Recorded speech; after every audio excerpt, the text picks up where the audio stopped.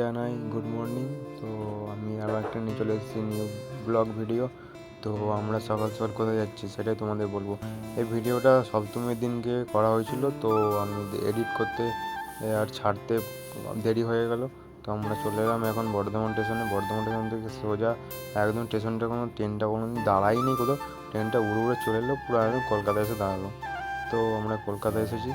তো পুজোর দিন এ হচ্ছে আনু, আর এর হচ্ছে আমার একটা দাদা, আর ওই যে পিছনে আমার বউ। তো ভিক্টোরিয়ার মেমোরিয়াল দেখতে এসেছিলাম আমরা চারজনা পুজোর দিন। তো আমরা টিকিটও কাটা হয়ে গেলো। চশমিশটাকে তোমরা কে চেনো বলবে। তো আমরা এখন প্রবেশ করব।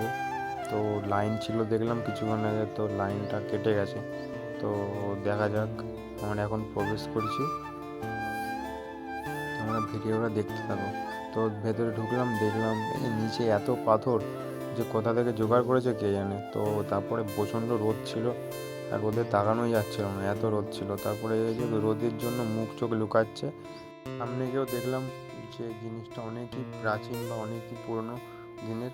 তো কাছে গিয়েও দেখলাম, তোমাদেরকে দেখাচ্ছি। তো তোমরা কে কে গেছো কমেন্টে জানিও।